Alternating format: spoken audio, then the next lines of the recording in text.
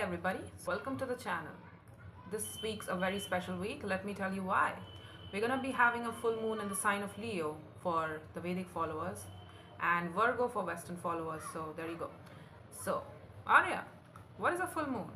What's all this rave about this, and why is this full moon very special? Good question, babies. Good question. Let me tell you why. So, the moon has cycles that keep repeating, and it starts from a new moon where you can't necessarily see the moon at all. That kind of phase, right? You remember that, right? And then it moves to waxing crescent, then the waxing gibbous phase, then to the full illumination of the moon, which is called the full moon, right? And then it goes to waning gibbous phase, then waning crescent, and then to the new moon again. And this cycle constantly repeats itself in and about 30 days, every 30 days, right? It keeps on repeating. So the significance of the full moon is such that the moon, as represented in tarot and astrology, represents hidden feelings, emotions, truths that are under the surface, intuition, memories, what one needs to feel secure. It's our emotional needs, it's our emotional expression, it's our internal self. How are we receiving the world, right? It's one thing that things happen to us in our 3D reality, but how do we perceive it? How do we feel about it? That's the moon, right? We subconsciously always seek those people, places, and situations in order to fulfill our own needs, in order to feel stable and secure, As they say, we are all searching for a stable ground at the end of the day, right? The full moon is the full illumination of all of these things that I initially said and talked about the full moon and the moon, what it represents, right? So it's basically enlightenment and illumination and recognition of all those subconscious, preconscious, and unconscious memories, and the need to bring it out to our conscious reality in order for us to become more aware and contemplate and adjust our sails if need be. It's the divine feminine energy that we all have within us, male or female. I don't care about your sex or gender, I don't care. We all have divine feminine while divine masculine energy within us, divine masculine being the sun. So there you go. And it's our ability to relate to and love others that comes from the moon, right? It's our ability to how we relate to our environment that comes with the moon. So we got to keep it clean. Yes, in order for us to receive the goodness of our environment, we need to keep it clean. We need to be aware of how are we perceiving things, and if there is something difficult within us, then we need to process it and let it go so that we can move on to next better thing, right? Because we have good feelings to experience too, right? So it's a choice. Again, it's a choice to go down that moonscape, to go down that secret lane about things that we have been carrying within ourselves, good for us, bad for us, anything, whatever. And it's a total lunar eclipse too that's happening. That happens probably every few years, that total lunar eclipse. That's what's happening this year too. So it is going to have a very significant effect on all of us since it's a total lunar eclipse. Usually it's penumbral, umbral, or partial lunar eclipse. So it doesn't have that kind of effect, but this year it's going to be very significant. So wherever you have Leo for Vedic followers, and then Virgo for Western followers, wherever it is placed in your chart, astrological chart, look at the house that it's in, that sign is sitting in. That's where you're going to feel it the most, and that's what's going to be transformed the most, and that's what's going to carry that potent energy of, things need to shift here, or we need to shift our beliefs about how we associate ourselves with this particular house and the elements of this house. So yeah, there you go. Depending on your moon sign and rising sign specifically, you can look at that. Your moon chart as well. That also counts by putting your, excuse any background noise, by putting your moon sign in your first house, and that's how you calculate where your basically full moon is happening. That will affect your internal self and how you feel like things are affecting you on a personal basis. While rising sign manifests itself in the 3D reality, so what's going to happen in the 3D world around you. Now, we can understand where things might need our focus at the moment and how we can better deal with the elements associated with those houses, right? So whatever that we have been suppressing, repressing, not looking towards, avoiding, being in that delusion or denial about, we need to get a hold of all those truths, baby. We need to look at all of those things today, yes? So I'm going to be including tarot as well in this, but the thing is, again, we need to look at the astrological placements as well. I'm not doing the astrology reading today because of certain reasons, but again, if you know how to read your chart, then you can get an idea about things related to every houses. That's what's going to be affected. The values around, the beliefs around those aspects is going to be affected the most, and that needs more transformation. And so yeah, there you go. Take what resonates, leave what does not, reverse energies as it applies, and if it does not resonate, kindly check your other placements, or I'll catch you in the next one, babies. Yes? So let's go. Hi Cancer, so let's look at what's going on with you. We're going to look at any sort of truths that needs to be confronted on, or any sort of truth that are hidden from us or within us that we don't want to look at and that we really need to look at, that we really need to know about. Then the second is what we need to let go of, since it's a lunar eclipse. So it's all about transformation, honey, and we need to understand our lessons in order to let it go. We need to heal things in order to let it go. If we can't modify a situation, if we can't transform a situation, then we need to kill it, right, altogether. Be it a behavior or anything, any sort of pattern. What we need to put our energy towards, which is the Magician here and the Fool, what we need to open up more towards in order to help our growth and in order to help our success, be it emotional, physical, sexual, spiritual, whatever it is. It's going to support our growth, whatever will work for us, right? For some of you, yes, a lot of transformation that is needed in your life right now. So let me shuffle it properly.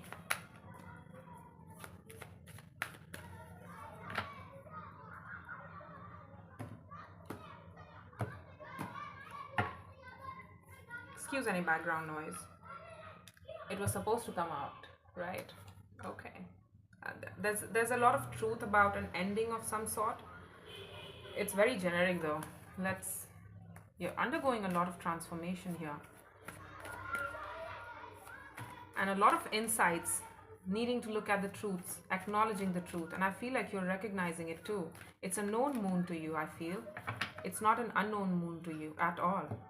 It's like you're actively looking at some sort of ending that's happening within you or probably outside of you, and you realize that a lot. Yeah, it's with regards to an ending with a soul bond. There was a lesson here with regards to this person.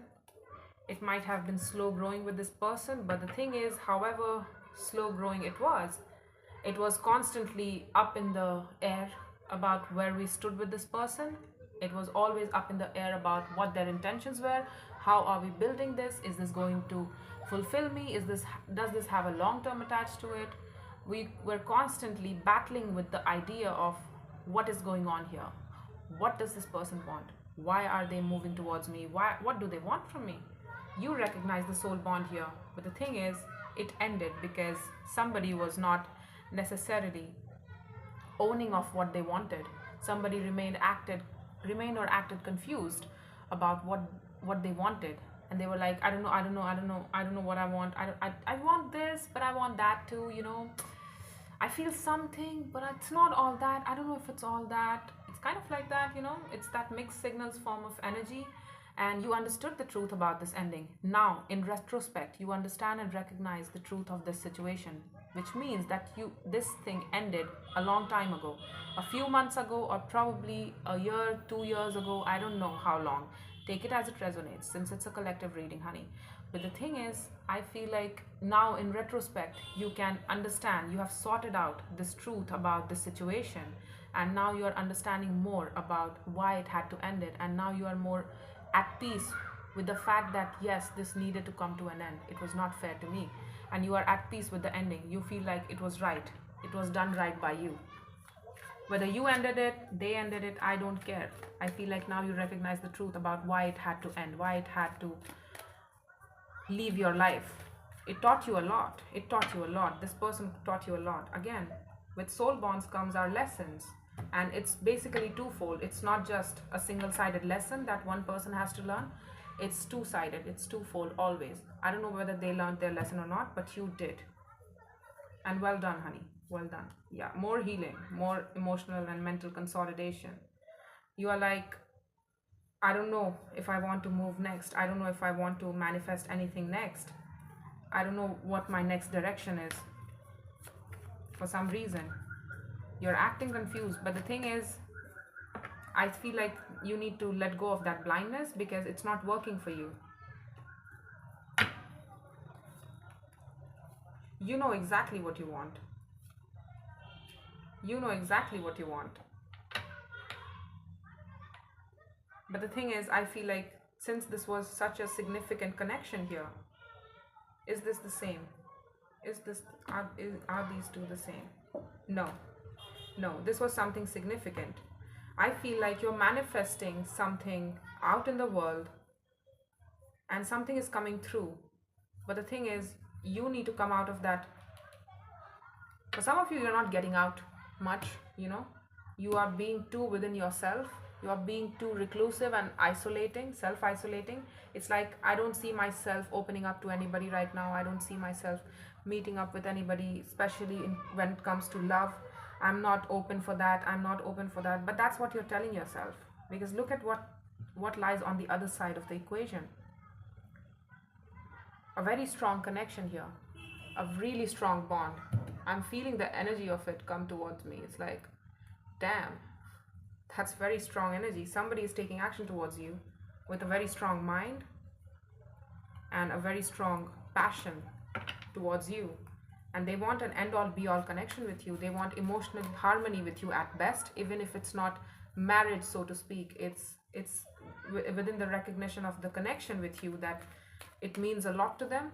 They feel really intensely connected towards you. They are very attracted towards you, but they also want an emotional equilibrium and emotional connection with you. That's very equal and shared. They want to share their love while they want to receive it too. Yeah, you need to come out of that.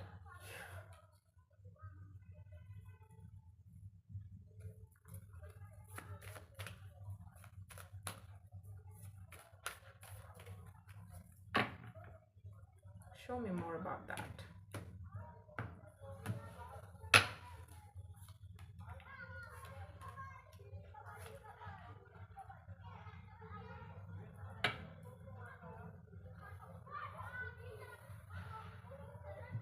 Is this the first situation?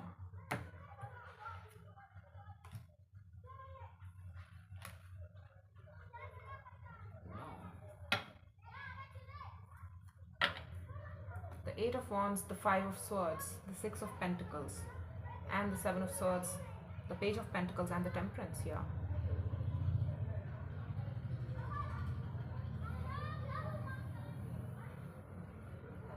It's like there's some sort of communication that's coming your way, that's flying your way, and you don't trust it. You don't trust it for some reason. Why do you not trust it? You're telling me that showing this any sort of consideration, or that acting in this equation or acting towards this person and showing them a lot of healing will be wrong for some reason. You're shying away from investing in somebody here. It's a reconnection.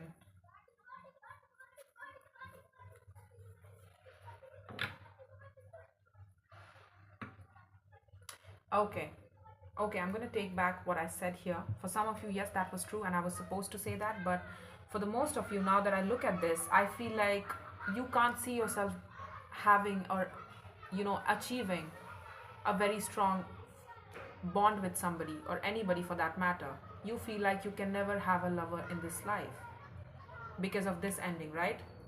Love has left such a sour taste in your mouth that you are like, there is no strong connection for me. There is no love for me out there.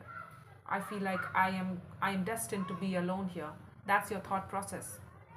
For some of you, that's your thought process. I am destined to be alone. I can't ever receive an equal love, something that's sustaining for a long term. It's not just in the here and now that I'm balancing up with them, momentarily speaking, but it also lasts me a lifetime. It also lasts me a very long time. It has promise attached to it of bigger goals and bigger achievements. I can never have that divine connection in my life. And then there comes an communication towards you which you don't trust. You feel like somebody wants to balance up with you, somebody wants to meet up with you, somebody wants to connect with you, but you're like, I don't trust it. I don't trust it. I can't believe that they came back for some of you. Yes, this is not a person. I feel like this is the soul bond that's coming back around. It's communicating, and it's a very swift sort of communication that's coming towards you. And you're like, I can't believe it. I can't believe that they are talking to me. I can't believe that they are speaking to me. I can't trust this person anymore.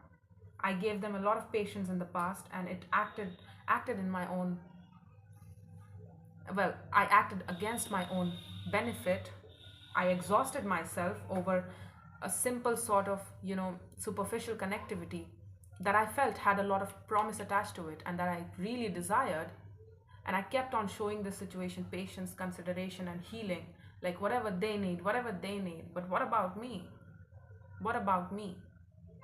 And now they want to come back around and balance up with me. What is wrong with them? Why are they pursuing me? I don't trust you at all. I know what you did last time. I invested in you. I showed you patience as the day is long. But what did I get? I ended up exhausted, utterly exhausted. My all passion and will to carry things forward and to be enthusiastic about the situation died. I had to block you. I had to actively block my desire to want you, my desire to desire things long term with you, because there was no long term, was it? And now you want to connect with me again after such a long time, after that drastic ending. It's like it's ended kind of ending, and now you want to come back around and talk to me. I'm sorry, I don't have time for that. You are shying away from investing in this again. You have real suspicions, and I'm not going to lie, it's fair. For some reason, I agree with you, Cancer. Let me tell you that I agree with you. Whatever you're doing here, I agree with you. I don't condemn you. I don't want you to apologize for not being interested or for being very skeptical and suspicious of this person's intentions now. Again, they burned you quite bad, I feel. That's why you're like, again, I'm a Scorpio. I understand the process. But the thing is, for Cancerians, let me tell you, I have friends that are Cancerians, and I've known them for a very long time. And excuse any background noise, there are kids playing outside. So I feel like whatever this is, it burned you so bad that it exhausted you out of your own emotions, out of your own spirit of trying things with them to give them patience. They exhausted you out of your patience. I mean, Cancerians are ruled by the moon itself. They are the epitome of unconditional love. Let me tell you, I have friends of mine that will show me innate patience and consideration, that even me being a Scorpio, fixed water sign, my feelings don't change either. But the thing is, the amount of love that a Cancerian can show you, it surpasses any other sign. Unconditional love, that motherly love, that nurturing love. What do you need? Cancerians are more like that. And it's like this person exhausted you out of all of that, and now you are at this point that you don't even trust it. So I don't blame you. You do you. Whatever feels right to you. Never go against your own feelings, and never betray yourself. Even if this person means it, it does not matter. If you feel funny about it, then it's funny. At best, it taught you to trust your own sense of intellectualism and your mindset, as well as your own sense of feeling and intuition. You have a very strong mind and a very strong regard for truths, acknowledging those truths. Sun, the Seven of Wands, the Four of Wands. Yeah, you're like, I am only going to show up for those relationships that make me personally happy, and I'm going to defend and act and put all my strength into those relationships that really make me happy. I used to desire this. I still remember desiring this so bad. I can remember those memories where I used to wait for this person's texts, wait for this person to come out of that gym class, whatever they were doing, and I used to wait around like crazy for them because I was madly in love with them. I saw a vision of us together. I saw an end all be all situation with this person, but I can't anymore. I know now, with a very strong mind, I know when I went into that perspective, I have stayed with this ending. What went wrong in this situation? What went right? Where did I go wrong? Where did I fuck up? Where did I mess up? You were all about that, and you have thought about it over and over again. You have consolidated yourself so many times towards this ending and why it had to happen and things like that. You are now like, it would be folly to show you patience again. It would be folly to show the situation healing or to heal with you. I have healed myself, but I don't feel like I need to heal with you. I don't want to heal with you. I understand my happiness, what makes me happy. And I am open towards relationships that immediately starts making me feel warm, immediately starts to focus their energy on me as well, because I showed you a lot of focus, of my focus, but you were not reciprocating that focus on me. You were not interested in me. You never took interest in me. So I'm going to be now open up towards the relationships that are open towards me, that are seeing me as the person that I am. That's the sun being seen, right? I need people to see me for who I am, and I'm going to give to only those relationships that see me for who I am. Can they make me feel warm? Can they make me feel admired, desired? Can they, for a change, put an effort to pursue me, to make me feel good about myself? Or is it just me doing all the work? I can't wait for a long time for something to grow or show. It has to be in the here and now. Call it instant gratification, but I don't feel like it's instant gratification, honey. It's a very strong lesson. If something is serious about you, if anybody is serious about you, they are going to show up immediately. It's going to show up immediately rather than taking a long time. And I feel like you gave this person a very long time and a strong consideration.